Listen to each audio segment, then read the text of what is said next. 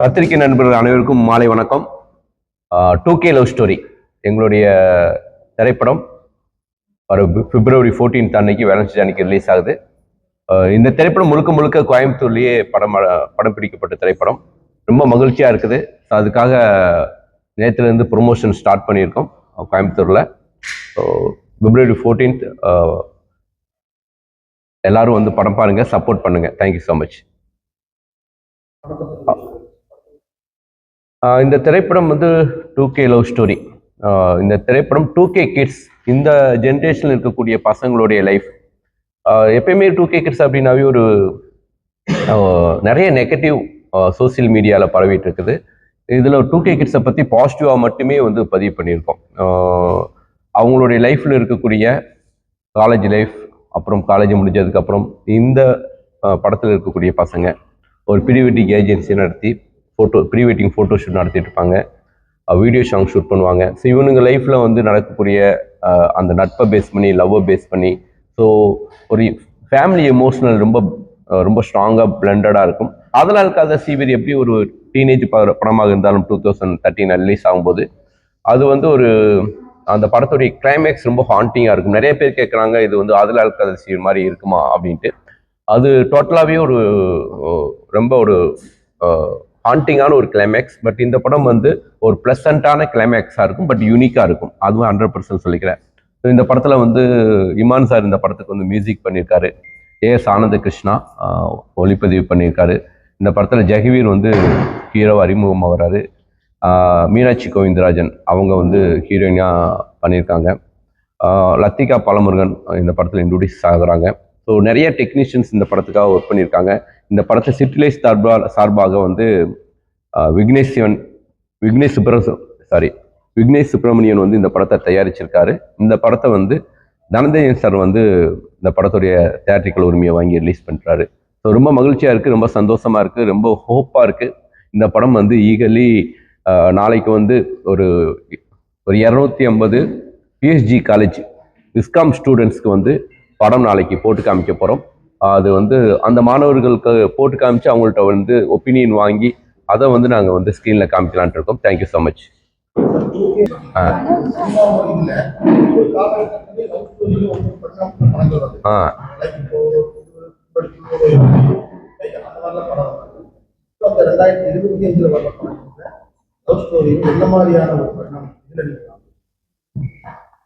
Two K love ஸ்டோரியை பொறுத்த வரைக்கும் இந்த காலத்து பசங்களுடைய காதல் தானே. ஒவ்வொரு காலகட்டத்திலும் அந்த பசங்களுடைய லவ், அவங்களுடைய மெச்சூரிட்டி, அவங்க ஹேண்டில் பண்ற விதம் எல்லாமே மாறுபட்டுட்டே இருக்கும்.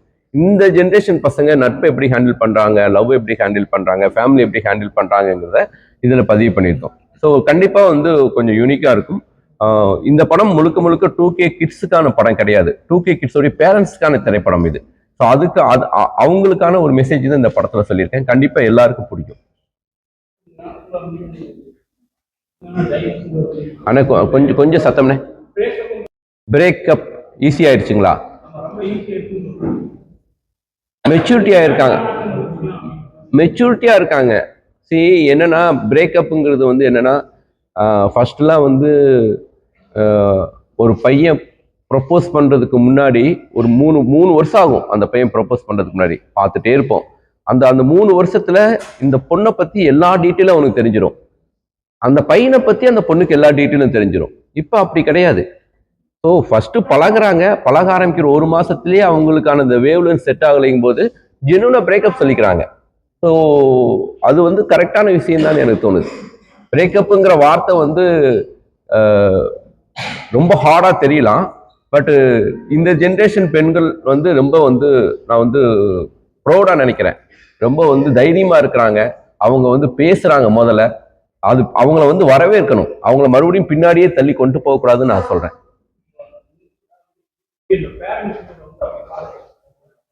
அதுதான் நீங்களாம் தயவு செஞ்சு மாத்தணும், பார்வையை மாத்தணும். இந்த ஜென்ரேஷன் பேரண்ட்ஸ் வந்து பொண்ணுங்களை நம்பணும், பசங்களை நம்பணும், 100% பிலீவ் பண்ணணும். நீங்க பிலீவ் பண்ணி நம்பிக்கை கொடுத்தீங்கன்னா அவங்க கண்டிப்பா எந்த தப்பும் பண்ண மாட்டாங்க. நான் அடிக்கடி சொல்ற விஷயம், நீ லவ் பண்றியா தைரியமா என்கிட்ட வந்து சொல்லு அப்படிங்கிற அளவுக்கு அவங்களுக்கு கான்ஃபிடென்ட்டை கொடுக்கணும். அப்படி கான்ஃபிடென்ட்டை கொடுத்தீங்கன்னா கண்டிப்பா அந்த பசங்க வந்து எதுனாலும் உங்கள்கிட்ட ஷேர் பண்ணுவாங்க. பிலீவ் பண்ணுங்க, தயவு செஞ்சு அன்பு ரொம்ப ரொம்ப அன்பை செலுத்துங்க இந்த ஜென்ரேஷன் பசங்களுக்கு. உங்களுக்கு ரொம்ப உண்மையா இருப்பாங்க அஸ் ஏ பேரண்ட்ஸ். ஒரு படமா இருக்கும். நிச்சயமா வந்து இமான் சாரும் நானும் சேர்ந்து பண்ற ஃபர்ஸ்ட் சிட்டி லவ் ஸ்டோரி. கண்டிப்பா இந்த படம் வந்து ரொம்ப ரொம்ப மியூசிக்கலாவும் மூவியாவும் ரொம்ப ஃப்ரெஷ்ஷா இருக்கும். இமான் சார்ட்ட கேளுங்க.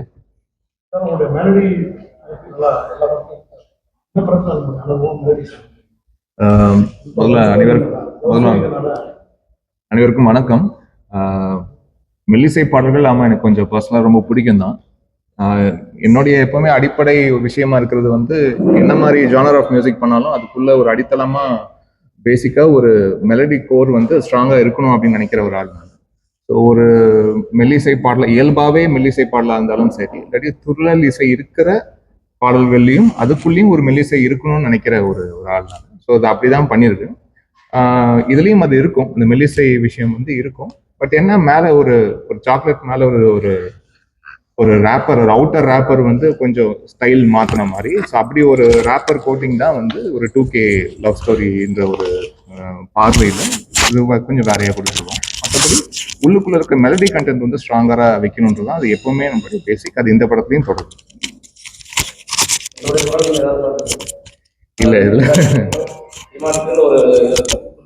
இல்ல அப்படி இந்த இதுல பாடல. பட் மேபி இந்த ஹவுஸ் இட் பாசிபிள் ப்ரோன்னு ஒரு சாங், அது அறிவு எழுதியிருக்கிற ஒரு பாடல். அதுல ஃபியூ லைன்ஸ் மட்டும் பாடியிருக்கேன். முதல்ல ஸ்கிராட்ச்லயே முதல்ல டியூன் பண்ணும் போதே அதுல பாடினதுனால அதை அப்படியே ரீடைன் பண்ணிருக்கோம், அவ்வளவுதான். மற்றபடி பாட்டுன்னு அப்படின்னு முழு பாடல அப்படியே அதான் இதுல நீங்க படமா பார்க்கும்போது தான் தெரியும் இது என்ன மாதிரி படம். இது வந்து இது ஒரு முழு நீள காதல் கதையா இல்லாட்டி என்ன அப்படின்ற விஷயம் வந்து அது படம் பார்க்கும்போது அது தெரியும். ஸோ அந்த படத்துடைய எமோஷன்ஸ்க்கு ஏற்ற மாதிரி பாடல்கள் பண்ணிருக்கோம். நிறைய கொஞ்சம் அப்பீட்டான சாங்ஸ் வந்து கொஞ்சம் ப்ரிடாமினண்டா தேவைப்பட்டிருக்கு. இந்த படத்துடைய தேவை வந்து கொஞ்சம் அப்படியே இருந்தது. பட் அந்த மெல்லிய உணர்வுகளை சொல்லக்கூடிய பாடல்களாகவும் இதுல பண்ணியிருக்கோம். பட் கொஞ்சம் அப்பர் ஹேண்ட் வந்து பாத்தீங்கன்னா கொஞ்சம் அப்பீட்டான சாங்ஸ் வந்து கொஞ்சம் அதிகம் இருக்கிற மாதிரியான திரைப்படம்.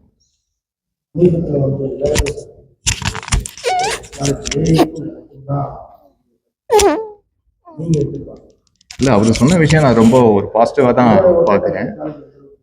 இல்ல அதுதான் இதே கேள்வி வேற இன்னொரு நேர்காணலையும் கேட்டாங்க. அப்போ நான் சொன்ன பதில் வந்து அது பேர்லயே ஏஐன்னு இருக்கு.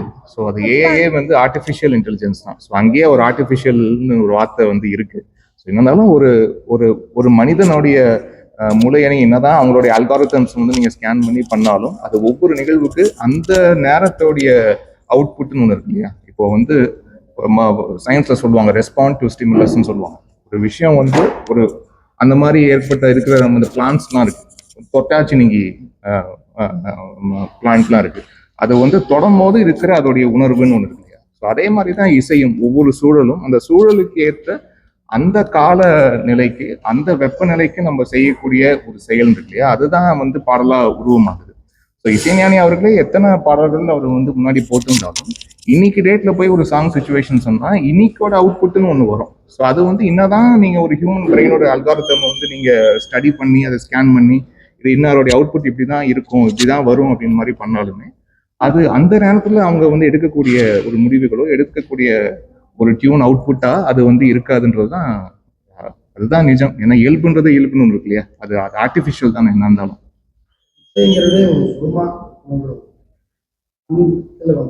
பெரிய படங்கள் அதோட நெகட்டிவா இம்பாக்ட் ஆகி ஏற்றங்களோட சவுண்டை கம்மி பண்ணுற இதெல்லாம் ஆயிடுச்சு. பெருச்சல் அதிகமாக இருக்கு.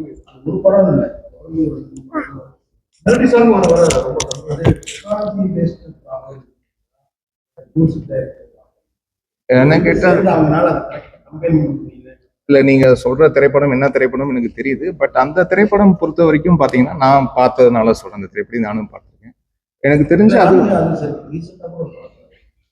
அதான் சார் இது வந்து just combination of everything sir. நீங்க வந்து வெறும் ஒரு இசை டிபார்ட்மெண்ட் மட்டும் குறிப்பிட்டு சொல்லி அதனால வந்த இது வந்து பிரச்சனை அப்படின்னு வந்து சொல்ல முடியாது. இசை கலவைன்னு ஒன்று இருக்கு, இந்த ஆடியோ மிக்சிங் அப்படின்ட்டு. என்னைக்கு நம்ம சேனல்ஸ் வந்து அதிகமாகதோ முன்னாடி வந்து மோனோன்னு இருந்தது, மோனோ ஸ்கிரீனிங் இருந்தது. நம்ம பழைய திரைப்படங்கள்லாம் மோனோ ஸ்கிரீனிங் தான் பார்த்துருக்கோம். அதுல இருந்து ஒரு பாயிண்ட் ஆஃப் டைம் ஸ்டீரியோஃபோனிக்கா மாறிச்சு. அங்கேருந்து நம்மளுடைய டால்பி சவுண்டோ டிடிஎஸ் சவுண்டோ வந்து இப்போ டால்பி அட்மாஸ் வந்திருக்கு. இது மாதிரி ஒவ்வொரு விஷயமும் இப்போ 5.1 9.1 இப்படி நிறைய வெவ்வேறு ஃபார்மேட்ஸ்ல வந்து ஆடியோ கொடுக்க வேண்டிய கட்டாயத்தில் இன்னைக்கு வந்து இருக்க வேண்டியது.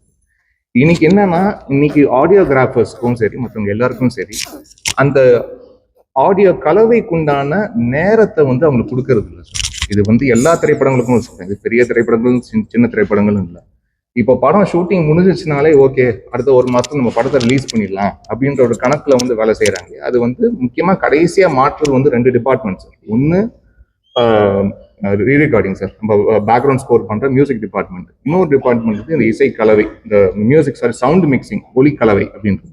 ஸோ இந்த சவுண்ட் மிக்சிங்கும் இந்த மியூசிக் டிபார்ட்மெண்ட்டுக்கும் அதுக்கான போதிய நேரத்தை கொடுத்து அது வந்து பண்ணாங்கன்னா, ஏன்னா இன்னைக்கு வெறும் இப்போ ஒரு படம்னா வெறும் ஒரு தமிழ் மொழி மட்டும் இல்லை, இன்னைக்கு வந்து வெவ்வேறு மொழிகள் அதை வந்து செய்ய வேண்டியது இருக்கு.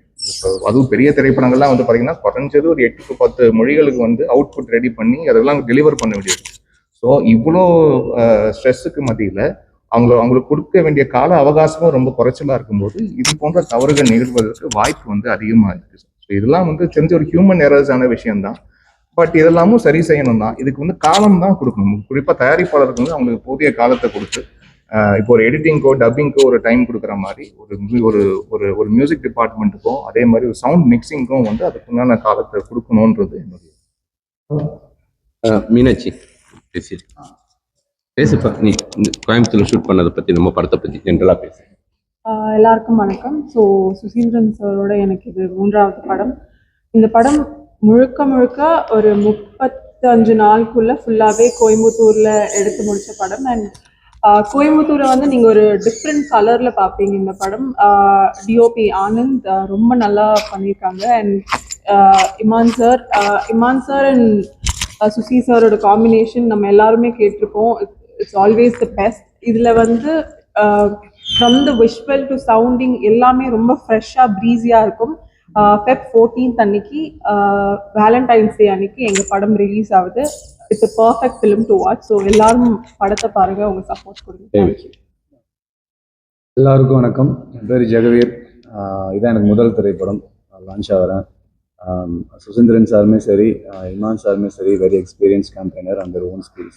அவங்க மூலிமா லான்ச் ஆகுறது ரொம்ப சந்தோஷமாக இருக்கிறேன். அதேமாரி லக்கியாகவும் ஃபீல் பண்ணுறேன். இந்த படம் முழுக்க மீனாட்சி மேம் சொன்ன மாதிரி கோயம்புத்தூரில் ஷூட் பண்ணது. இங்கே கோயம்புத்தூர்னு பார்க்க முடியாத அளவுக்கு ரொம்ப கலர்ஃபுல்லாக காமிச்சிருக்கிறோம். இங்கே நடிச்சிருக்கிற நிறைய பேருமே கோயம்புத்தூர்ல வந்து லான்ச் ஆகிருக்கிறோம். அதனால இது நம்ம ஊர் படம். நானும் இந்த ஊர் தான், சாய்பாபா கம்பெனி தான் இருக்கிறேன். ஸோ பார்த்து சப்போர்ட் பண்ணுங்க, என்ஜாய் பண்ணுங்க. இந்த வேலண்டைன்ஸ் டேக்கு அது கண்டிப்பாக ரிலீஸ் ஆகுது. கரெக்டான படம் வேலண்டைன்ஸ் டேக்குன்னு 2K கிட்ஸை பாசிட்டிவாக காமிச்சிருக்கிறோம். இந்த இது இங்கே நடிச்சிருக்கவங்க எல்லாரும் பாசிட்டிவாக இருக்கிற மாதிரி படமும் வந்து பாசிட்டிவாக வந்துருக்குது. பார்த்து சப்போர்ட் பண்ணி என்ஜாய் பண்ணுங்க. ரொம்ப நல்லா இருக்கும். தேங்க்யூ. தேங்க்யூ ஸோ மச்ண்ணே. படமா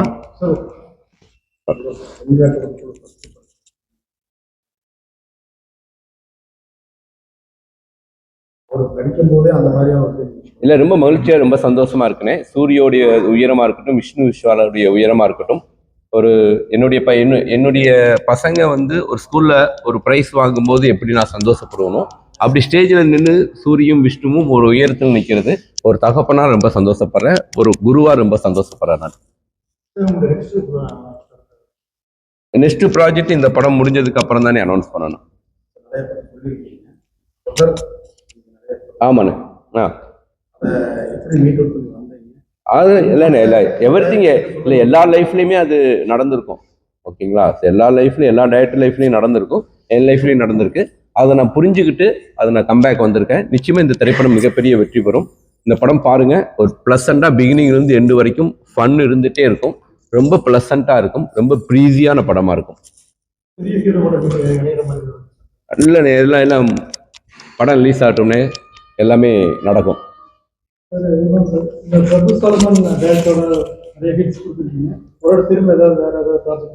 ஆமாம் சார், இப்போ பண்ணிட்டு இருக்கோம் சார். ஒரு திரைப்படம் சேர்ந்து ஒர்க் பண்ணிட்டு இருக்கோம். எதுங்க சார்? Okay okay. அது மாதிரி இப்போ நம்மளது பார்த்தீங்கன்னா நிறைய பாடம் முதல்ல 5 பாட்டு 5 பாட்டு கிட்ட இருக்கு. இதெல்லாம் பார்த்தீங்கன்னா ஒரு பாட்டு 2 பாட்டு கிட்ட இருக்கு. பெரிய வார்த்தைகள் புரிய மாட்டேங்குது. நீங்க அதுக்கு வந்து எந்த மாதிரி நடக்கிறது இருக்கு? இன்னைக்கு பொதுவாகவே திரைப்படங்கள்ல பாடல்களுடைய எண்ணிக்கைன்றதே கொஞ்சம் குறைவாயிடுச்சு சார். அதுவும் ஒரு பக்கம் சொல்லி ஆகணும். ஏன்னா இன்னைக்கு வந்து கட் பண்ணா சாங்கு வேற ஒரு எக்ஸாட்டிக் லொகேஷன்ல போய் ஒரு சாங் ஷூட் பண்றோம் அப்படின்னு இல்லாட்டி ஒரு செட் சாங் எடுக்கிறதுக்கோ அந்த மாதிரி எடுத்து ஒரு சினிமாக்குள்ள நீங்க புகுத்துறதே வந்து ரொம்ப ஒரு கேள்வியா இருக்கு. ரொம்ப கதையோட்டத்துக்கு ஒட்டி இருக்கிற பாடல்கள் மட்டும்தான் வெறும் பாடல்களாவே வைக்க முடியும் திரைப்படங்கள். இதெல்லாம் ஒரு பக்கம்.